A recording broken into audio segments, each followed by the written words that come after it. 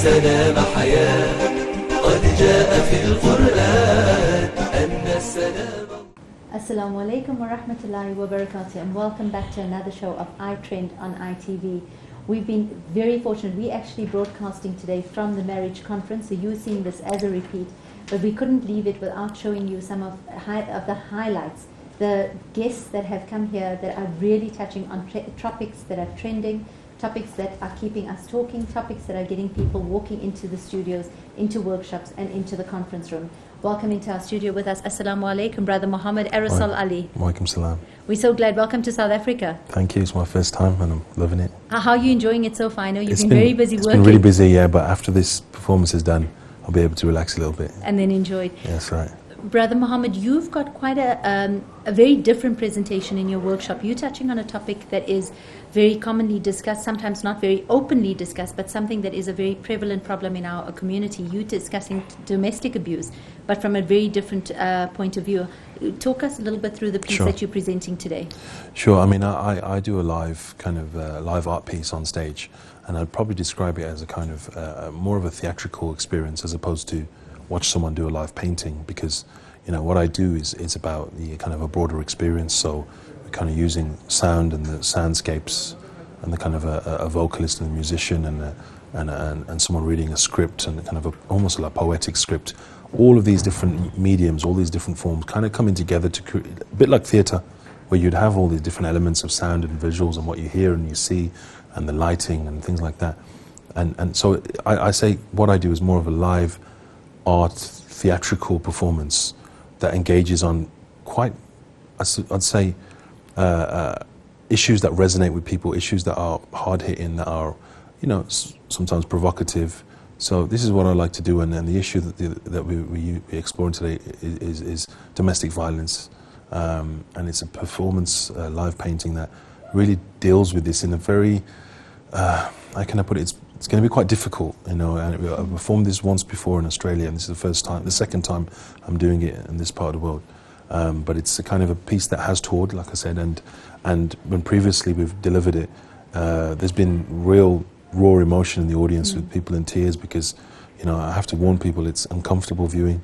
You know, there's a point where you will feel the tension, and for me, that's the point of the art that I do. If it isn't about providing a transformative experience, a life transformative experience, where people are going to walk out of that place and say, oh my God, what have I seen?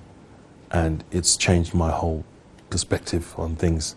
Then what's the point of doing what I do? I'm not about doing a bit of art for a few hand claps and a few cheers, and you know, that's not what I do. Art shouldn't. What troubles me is that when art is just kind of put in a box of just being entertainment and a little bit of just, you know, fun and games. Rather, art has the power to reach out and connect and deal with important social issues, and we must, in the times that we live in, we must look for alternative means of communication, you know, and this is the perfect way. What made you choose domestic abuse as your topic? Because you said this was something that you did originally in Australia, and it's something you're repeating here. From all the social issues that we currently face, why focus on domestic abuse? Okay, I mean, it started off from I was curating with Brother Sajid the Ilm Arts Festival. So I started off kind of working on and crafting and shaping this Ilm Arts Festival that has been touring in different parts of the world. It started off in Malaysia, and it's going to Kuwait, it's been to Australia. And the Arts Festival has a certain audience, which is people who love art. Now, bringing this over for the marriage conference, in some ways it's refreshing sometimes, because I'm all for not just preaching to the converted, right? So people who might come here aren't really coming to see art, and maybe not really engaging on a creative level, or maybe engaging enough. I think everybody should be. But so actually having this performance here, dealing with quite a difficult issue, I think for me, I'm all for creating almost a little bit of I always describe it as a little bit of a glitch in the system, right? Where someone's like, it just stands out, it's not the norm, it's something that just sits apart. You know, we must create more glitches in the system, otherwise we're just kind of continuing and plodding along and nothing new. As creatives, as thinkers, as people, as strategists who are putting together programs like this, we must connect and look at how can we look at radical, because that's how I describe what we're doing, something radical, provocative, and dealing with this very issue. And this issue, obviously, we know is common to when we did it in Australia, wherever in the world you go, we have issues of things that are, not explored enough, you know what I'm saying? So, that's what I like to do. When the marriage conference, of course, it seemed to be very fitting in that we're exploring marriage and relationships, and of course, domestic violence comes as, it's part and parcel of that kind of, experience. I've been privy to a lot of the behind the scenes with regards to your work, and I think it is going to hit the mark with making people feel very uncomfortable in their seats. I suppose the marriage conference is not just about saying it's all nice and it's fluffy and take home a good message. It's also about making us more aware of what's going on in the ills of our social societies. Yeah. Are you planning on taking this to another level and using this platform for addressing all other social ills that we're seeing? Sorry, which platform? Using the platform of having access to conferences and being able to access different communities, whether it's been Australia, the UK, or South Africa. I mean, this is what we've been doing already. Yeah, already I've been kind of using the arts and kind of, in some ways, infiltrating like programs like this, right, and slipping in the creative ways of because a lot of people might see what I'm doing on a program and go, oh, there you go. There's a little bit of a break, and then while the serious stuff happens. And then in between, we're going to have a little bit of a break for people to... Actually, I want to almost surprise people and shock people, really, that actually what we're doing in this arts, these creative programs, these creative kind of performances, we must see that as a way kind of... actually, probably the speeches are great, and we need that, but actually, sometimes you can say something much more, a picture paints 1,000 words. We know that through creativity, through alternative means, we'll probably connect with people in a unique way that will be, unforgettable. So there's no doubt this is only the beginning, really, of conferences, of symposiums, of gatherings like this, where art should be at the forefront, embedded within the program, and really embedded rather than just a slot filler, but actually kind of look at the themes that are being discussed and actually go, okay, how can, through a narrative, through a theatrical performance, through a painting or a piece of poetry, how can that kind of, an all-round kind of experience be something that reflects the themes that were explored? Fantastic. We're looking very forward to seeing your piece. I have no doubt it's going to make a number of comments in the corridors after that. And I think that's the beauty about art, is you want to get people talking. So we're looking forward to having that. Are there any final words that you've got for our viewers to share with us? Yeah, I mean, I'd say just try and bear with it, because it will be quite challenging and difficult. There's no doubt. But as I said, I'm not really in the game to just kind of create art that just makes us feel good all the time and pat each other on the back, say, hey, wasn't that beautiful? Because you know what, let's face it, are you really going to remember that? Or are you going to remember something that actually made you feel like you wanted to leave the room? That's the truth, yeah? Don't get me wrong, it's intense, there's points of it, and I always describe it as kind of your kind of Walt Disney kind of films like Toy Story and things. It's that element of fear and discomfort that you, as a filmmaker, would bring into these cartoons, to the point where you would have the child almost pulling the blanket up to hide behind the blanket because they're in sheer terror of what they're seeing. But not so much that they would want to completely hide. They're still peering just enough so that they want to know. Absolutely. Yeah, and we don't want to traumatize people, but we want to create enough emotion and tension so that I can take them on a journey, and then hopefully at the end there's some light, or there's some kind of way out. Yeah, I don't want to terrorize people, right? That's not what I'm about. But I want to make people uncomfortable so they go to a dark place to come out, and then there's some, in a hopefully not cliche way, but there's a ray of light at the end. Fantastic. I have no doubt that you'll be achieving that this afternoon. We look forward to seeing your piece. Thank you so much for joining us on iTREND on ITV. Thank you. Shukran. Thank you. Salaam Alikum. Stay tuned as we continue to interview more phenomenal guests in this audience, as well as audience members, to see how they're feeling about this conference. Assalamu alaikum wa rahmatullahi wa barakatuh. From one dynamic artist on iTREND, we move to yet another dynamic artist here at the marriage conference. Assalamu alaikum, Muslim Bilal. Wa alaikum salam. Welcome to South Africa. It's a pleasure to be here. Have you been? I know you've been here before, because we've actually watched you in concert before. So welcome back. I think you do love our country because you keep coming back. Yeah. Somewhere that I always, as a youngster, always said I would love to go to South Africa. So it's a pleasure, definitely. Alhamdulillah. Your topics today, you're discussing social media. Tell us a little bit about that. Well, it's a marriage conference, so I'm used to talking to the youth about different issues like street culture and, you know, these type of things. But as a marriage conference, we're dealing with relationships. I like to focus on the youth, and I feel like a big topic when it comes to marriage is attraction. Like, what are we attracted to? And I feel like social media today is taking over our young people's lives, and we're becoming attracted to maybe the wrong things, because on social media, things like Instagram and Snapchat, people only showcase what they want you to see. So a man is going to show like his nice car or his this, and he's just going to show pictures of him looking good and looking cool, and young females are starting to get attracted to that, like, oh wow, he looks like a perfect person, I would love to be with him, but you know nothing about his true character and the sincerity behind it. And the same with women, like, it's like the makeup tutorials or this and the way they look, it's crazy. And a lot of, not only are the men getting attracted to the beauty now, and just like some of these people have like 500,000 followers because of the way they look, but also young girls are starting to look up to them and becoming insecure about themselves and wanting to look like that. So I think attraction is a big thing, whereas there was a time when I became a Muslim, as I wasn't born a Muslim, it was all about no one is better than anyone unless you're most righteous, who is most God conscious, God fearing. And now it's like the people with the most followers and the people people are mostly attracted to, it's nothing to do with how God conscious or God fearing they are. It's all about beauty and what they showcase. I completely agree with you. How do you think you're going to be getting this message across to the youth? Because I think the youth actually need to hear that. We seem to be losing them between 15 and 24 years of age. Yeah. Where we miss, this is the vital points in their years where this is exactly what's the driving force behind it.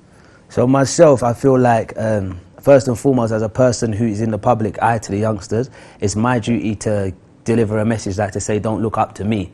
And don't like praise me, don't act like I'm anything, I have shortcomings, I'm just a human, like, and don't respect the people who have beauty or they're good looking, or that respect the people who are most knowledgeable and who have most God fearing and most righteous. So I have to first put out that message, and secondly, I try and engage with them, like, and relate to them, because I was also one of them, like, so I try and relate to them and understand them. So not only do I done a poetic piece, like a spoken word piece about these type of issues, so it's entertaining, it's not just someone talking on the stage like in a lecture form, it's a bit of a rhyme and a spoken word form. And I also created a film called Social Media about young people at university and how they meet, and because, you know, the intentions sometimes are pure and you think that you're doing something good, but you don't realize how, like, shaitan is the third party and you're really going down a bad path. I got to watch that video. It's a remarkably powerful video. Yeah. And I hope everyone gets to see it here as well. Do you think that the problems facing the youth are prevalent all over, it's the same problems that we're seeing all over the world? Well, the thing is, I made that film in London, the United Kingdom, knowing that that was the major problem in London, the United Kingdom. And then I went to an event in Norway, and when we're done a Q&A at the end, every single question towards us was, they felt like this was their opportunity to speak out, because it was like, we're younger speakers, so everything was about relationships and marriage and how do you find a partner, but are you allowed to message someone online if you find them attractive? So this, because they were like, look, we can't talk to our parents and the people, older people, about this, because they don't understand us, they don't understand what DM on social media is even. So I was thinking, wow, this is the same, we got a video about this in London, so we screened it in Norway, and it was, they understood it exactly the same. And then we ended up screening it in Malaysia, and they could relate to it. And now here in South Africa, and it seems like the same issues are worldwide. It's like, it's exactly the same. It's happening all over the world. Shukran. We're looking very forward to actually hearing your talks and seeing you inspire us all as we go along. Thank you so much for joining us on iTREND and ITV. Assalamu Alaikum. Stay tuned as we get more feedback from other people here at the conference. You see, I noticed they verified me on Twitter now and Instagram, but as my status been verified by the one who created these lands, and the people want to take my picture now and shake my hand. Well, it's the people, the ones that I'll be meeting when it's my time to leave these lands. You see, the people can praise and praise and praise and praise and praise you, but that praise don't really mean nothing if the one that created you ain't pleased with you. And we can save and save and save, trying to build up our bank accounts. But if Allah don't want you to be rich, you'll never see a rich amount. And the people can plan and plan and plan and dream about a future. But Allah is the best of planners. It's like we don't remember. Yeah. I guess we forget what we came for, what we're made for, what we're aiming for. I guess we forget our purpose and we're still lost in this life that's worthless. I guess we forget what we came for, what we're made for, what we're aiming for. I guess we forget our purpose and we're all lost in a life that's worthless. So we're all looking for love, but are we searching the right places? We ain't attracted to hearts no more, we're just attracted to faces. And we rather go for beauty and wealth than sincerity and character. You want someone who looks good in this world, but not preparing for the akhirah. Yeah. We're attracted to the wrong things, and then we cry about the trouble it brings. I say Islam over everything. One verse is worth more than a diamond ring. Yeah, we're attracted to the wrong things, and then we cry about the trouble it brings. I say Islam over everything. One verse is worth more than a diamond ring. And it's amazing when I look at where I am today. This ain't what I was raised amongst. I call this the chosen way. I used to go into my church every Sunday. My mum was cooking rice and peas, listening to reggae. I was a typical black boy, typical black household, walking with my jeans low, face like I own a road. Before there was no hope, I used to make a lot of dough. But if you ask me about Islam or Allah, I say I don't know. And a few books, few months, a lot of reading. A new season, it brings a new way of thinking. I reason when a Muslim is speaking, I listen. I smile because of the beauty I found in this religion. You see, this is what was missing. The final piece of the puzzle is starting to make sense now. Before it was all muddled, I was stuck in the jungle, blind like a bat. Now I see quite clear, it's Allah, thank for that. He brought me the facts now, the boy from the flats. He's the boy who lays his head down on the mat. It's as simple as that. And now that I found Islam, inshallah, I'ma never turn back. Yeah, I'm a Muslim, I came from the streets to Islam, the ghetto. Now when I see my brother give a palm, embrace with a hug and greet with salam. Salaam Alikum. Yeah, I'm a Muslim, I came from the streets to Islam, the ghetto. When I see my brother give a palm, embrace with a hug and greet with salam. Salaam Alikum. And here we are at the marriage conference again with Sister Zaheerah Qazi and Tayyibah Ibrahim Chaudhry, both who have been working relentlessly behind the scenes. Ladies, what has it been like, the build up to this process? I know you've barely slept as it is. Tell us a little bit about your insight into what this marriage conference has been like. What do you expect people to go with from here? I think the build-up has been very exciting for all of us. Every day something happens that we think, okay, we can't wait until the actual day comes. And what we want everyone to walk away with is, I think, for everyone to really have enjoyed themselves, to have gained obviously maximum benefit from all the speakers. We've had the most amazing lineup today, and everyone has had such wonderful points that they've raised and pearls of wisdom, and for everyone just to take those pearls of wisdom home with them. Fantastic. Tayyibah, I know you've been very busy coordinating volunteers. How has it been getting the youth in our community involved in a project like this?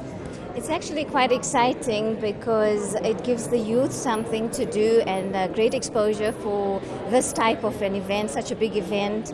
And really, they were excited. And with all the changes, it also gives them a chance to be able to, work on the spot.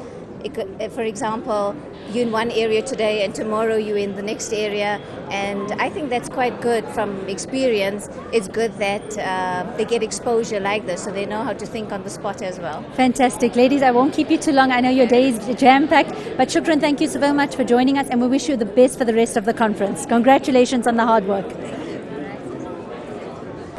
Assalamu Alaikum. We have Ibrahim Patelia here with us. Ibrahim, you've been a part of this Congress, but I know that you are doing a lot of work very similar to services that are being offered here. Tell us a little bit more about the mediation processes. Alaikum salam, Zaheerah. We're approaching it from a very positive point of view, looking at the preparation phases of marriage. And we're looking at the concept of preparing couples a lot more in terms of their journey towards marriage, beyond just the celebration of it. It's celebrating the planning of marriage. And so what we're looking at is gifting people the idea of marital counseling, understanding each other before they get into marriage, and then even documenting that into a contract. Perfect. And how is the response being from people around here to your mediation processes? Yeah. Our mediation is a little bit further because we often get involved in mediation when there are real conflict between people. But I must tell you, I'm amazed at the response, because we have approached it with a very different idea of, instead of giving a Molenax as a gift, rather give a gift that the couple will really benefit. So the response has been amazing. Inshallah, more people buy into the idea that we need to prepare for our marriages a lot more than what we do by simply just having a massive wedding. Fantastic. I absolutely love that idea, and I love what you said. Rather than giving the Molenax, let's get premarital counseling and that under the belt. Shukran so much for joining us. Enjoy the rest of your Congress. Pleasure. Thank you very much, Zaheerah. Salaam Alikum. You have been instrumental in the run-up and the build-up to this event. How is this response has been phenomenal, far greater than many people have expected. How does that feel for you today to be able to sit back and see what you've put together? I think it's a very gratifying experience when you know that you've contributed to something greater than yourself or greater than the group I'm in. And when I see so many people benefiting from what we've put out there, this is just with the grace of Allah. There's nothing more we can say. We're just more than happy to know that South Africa is looking for the education, and we've realized there's a need. And now we're servicing that need, and we're just happy to know that people want more. They want education. They've been here the whole day. We never expected people to show up in their thousands at 7 o'clock this morning. I really thought people would sleep in, being a Saturday. And we actually catered for less, and we had to widen the room and put in more chairs. But we're just so happy that people have come out in their numbers to support the initiative and to benefit their marriages and their lives at large. Alhamdulillah. So with the great success of this, can you see yourself doing it again and again? Of course. I mean, look, for us, it was never a business venture. We've got great sponsors behind us. Without them, it would never be possible for us to do it. So we don't really derive our income from ticketing. We derive our income from the sponsors who help us do it. And if we break even, we've done a great job. So we will do it again and again and again for as long as it can benefit people. The day it stops benefiting people, we'll stop doing it. Alhamdulillah. Thank you so much for joining us. Please enjoy the rest of your Congress, and congratulations to you and your team on a phenomenal Congress that's been put together. Thank you very much. Thank you for having me. Salaam Alikum, Imran Chinia and Bismillah. What has it been like for you to be? Why are you at the Marriage Congress? I'd like to know. Oh, it's really an exciting experience for us. We didn't expect it to be as powerful as it is. We've gained a lot of experience, and we wanted to know so much on various topics. And sometimes people are normally closed-minded on certain issues. Like, we like to express ourselves openly, and this gave us so much more insight to many, many different topics. But being the youth, what made you actually look at the banner, say Marriage Conference, okay, I actually do want to attend? As we're growing up, we are going to get married. So we wanted to know what to do and what not to do in a marriage, and to know about certain aspects about marriage and stuff. So we're growing up, so that's okay. Excellent. Which speaker has been your highlight today? I like Maulana Sulaiman. He's been a highlight for me. I like the way he speaks, and normally sometimes they tend to bore you and stuff, but he's a really excellent speaker. All of them, I must say. But for me, he stands out because he gets me. So you both have taken a lot from this Congress. Do you think it's attracting the youth to come into the Congresses and to learn from Islamic scholars like this? It is attracting the youth. As you can see, there's a lot of youth here because everyone want to get married one day. So then, we would come here and stuff. So it is what it is. Excellent. Enjoy the rest of the Congress. Thank you very much for joining me. Okay, thanks. Assalamu Alaikum. Thanks. Assalamu Alaikum. Welcome to the Marriage Conference. Tell us who you are. I'm Muhammad Ismail. Alia. And I'm Muhammad Asim. Muhammad Asim. Are you guys having lots of fun here today? Yes. What have you been doing? I've been listening to one of the courses. Oh, you went to one of the talks? Which talk did you attend? The one on how to treat your spouse. And was it enjoyable? Excellent. And what have you boys been doing here? Well, we kind of got locked out of the conference room, so we sat on the balcony and we enjoyed the view. But are you enjoying the atmosphere that's here? Yes, we are. Fantastic. And have you been managing to get into the kids section, or just enjoying the atmosphere around you? Just enjoying the atmosphere. Would you end up coming back again? Probably. Excellent. Enjoy the rest of your day. Jazakallah for joining us. Assalamu alaikum wa rahmatullahi wa barakatuh, and welcome back to iTREND on ITV. We've been inundated with dynamic speakers today, and I think we can't get enough of any of them.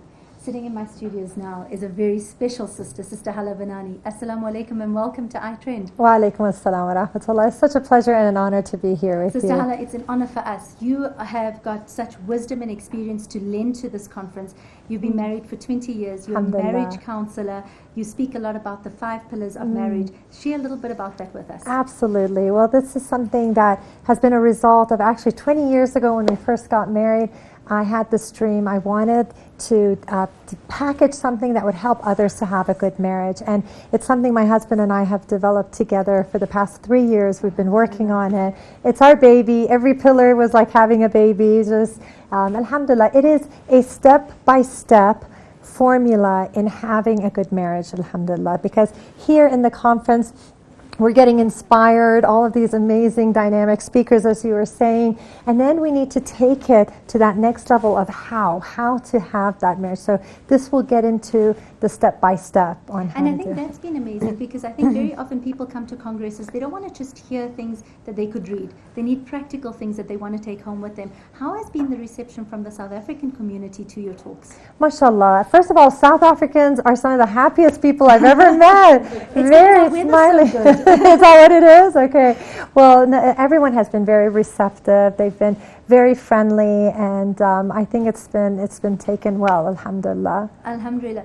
I know this is your first visit down to South Africa. Yes. Last night we spoke about a lot of things, and the one thing that came up was the fact that America, from Western media and the things that we see, always seems very anti-Islam, yet some of the main scholars are coming out of your hometown Yes. in America. Tell me what that feels like to be a part of, and actually to be noted as one of those speakers that are coming out of there. Alhamdulillah. I think America is an amazing place to do dawah. It's really needed, and I find that living there, every moment is like a form of dawah. And I have not experienced that kind of Islamophobia. I know it exists. I know that I had an experience. I was doing a marriage conference at the Irving Masjid, and it was when they had they actually had a protest. Military men with armed guns came to that masjid that day, and I got a call, and they said at 8 o'clock, they said there's going to be armed protesters. So my stomach sank, and I just didn't expect that from the America that I knew. So we went, my husband and I, he said, I'm going to go there, I'm your bodyguard. So we went, and subhanAllah, there were police cars there, and we saw that. But what was comforting about it is that the following week, 200 people came as peace protesters. And that really eased my heart. And I felt that the number of people who are peaceful, who are loving, who are accepting, really outnumber those who do have those staunch Islamophobic views. Absolutely, and I think that's the thing we keep saying, is that we need to change that narrative and start putting out those positive stories more than we have the chance to read the negative stories. Absolutely, absolutely. I think we just need to be very proactive with our neighbors every time we go out of the house and show what Islam is rather than what Islam is not. And that's why I loved your idea of the Eid gifts and getting your neighbors involved. Alhamdulillah. Sister Hala, you talk around the world. What is different about your talks addressing a South African community? I feel that in doing Skype therapy sessions with a international clientele, many of the problems are the same. I'm not seeing such a distinction, and I feel that the message is so universal. The idea of having a happy marriage, the idea of creating peace and that harmony, the mawadda and the rahmah in your home is universal. I'm not seeing anything so distinct within, not just here in South Africa, but even in Malaysia, even in different societies, Canada and the US, many of the issues are the same. We have so many young girls and young men who are venturing into marriage, and the one thing that we discussed, I know Sajid had also mentioned, was that we've got training manuals for everything else, we've got degrees to qualify, and yet we're missing things for marriage. How does your 5 pillars fit in? Do you see it for people who are married already, for people who are planning on getting married? That's a very good question. I actually say that it can benefit anyone. If you're single and looking to get married, maybe you have fear of getting married because of all the broken relationships you've seen, or maybe that's your biggest dream, and it just will prepare you on how to have the right program, how to have the right mentality and do things the right way. If you're newlywed, that's a great time to learn about how to keep that love alive, keep that friendship, and keep that passion alive. If you've been married for years and you just maybe you're living as roommates now the spark is gone, you can learn how to realign yourself, how to bring the spark and the passion back into your marriage. And even if someone is on the brink of a divorce, I've had people write me and they said, my husband had just written the divorce papers. We came across your program. We started watching a few videos, and then they decided, alhamdulillah, to stay together. So it can be really a source of hope. And individuals who have been divorced and they want to get back into their second marriage, they can really learn a lot about what went wrong and what they can apply correctly. What are the common or most prevalent problems that you see across marriage is something that we can look out for almost as a precursor? A lot of the problems, I think, arise with immaturity. People not having the maturity to solve their problem, escalating it out of control, exaggerating it. Another problem is involving the in-laws very quickly, and just the role of the in-laws. You know, we had that the discussion of monster in-law, and that can happen if people are not wise in how they're giving advice to their children, because many times the in-laws are adding fuel to the fire. Instead of putting out the fire, they're adding fuel. So those are very common problems that arise. Sometimes it's financial issues, not having, sometimes it's infidelity, unfortunately. So there's just an array of problems that arise. I think one of the things that stood out for me in our discussions yesterday when we were talking is the fact that the statistics are showing that Muslim marriages are lasting 5 to 9 years. That's a very scary statistic to be sitting with. How do we almost gear up our youngsters? I know we spoke about maturity and that, but you know, what is that answer? What is that the compromising factor? What is that golden ticket to saying, make this work?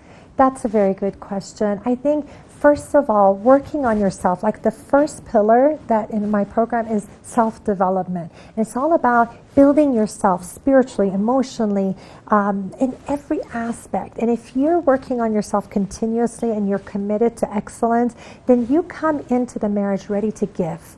Right? A lot of times people get into a marriage ready to take, or fix me, make me happy, complete me, right? But when you go in and you have a lot to offer, and you have the strength and the maturity, that makes a huge difference. Another thing is, my motto is, live and love with a higher purpose. So when you have God consciousness, where you're not just doing things to please yourself, you're doing it to please your Creator, that will go a long way. I have seen couples that once they get this, once they understand that I do things for the pleasure of Allah, then their marriage just transforms, mashallah. And I think that's the answer. It's living our lives daily with tawakkul Allah. Absolutely, yes. Sister Hala, are there any last notes or words of wisdom that you'd like to share with our viewers? I would just say that, you know, never lose hope. I think that no matter what your situation is like, that with tawakkul and with effort, right? We can't just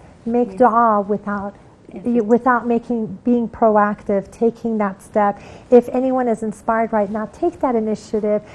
You know, lower your pride, crush the pride actually. Don't just lower it, but crush the pride, take initiative, and have trust. And even if you're the only one working on the marriage, give wholeheartedly and do it for the sake of Allah. And I think that definitely you can see some results, inshallah. Fantastic. And how easily accessible is your program to South African viewers, to the South African audience? It's accessible to people from all over because it's an online program. So it's 5pillarsofmarriage.com, the number 5, and pillars of marriage, like pillars of Islam. So it's accessible, it's online, and as soon as you get it, you can immediately have access to it. So it's just a series of videos that you can watch, and every topic is a different video. So it's short, it's easy to follow, and then there are follow-up questions and things to contemplate on. Fantastic. It's been such a pleasure and an honor to be spending time with you. We've learned so much from you, and we can't wait to have you back here in South Africa. I would love to come back, and thank you so much for having me on. It's been an honor to be here. Shukran. We've had such a beautiful and dynamic lineup of speakers. I have no doubt that people have really taken to this marriage conference. We're looking forward to seeing this as being an annual event in our country. Shukran for joining us on air. We'll see you again next week, same time, same place. Assalamu alaikum wa rahmatullahi wa barakatuh.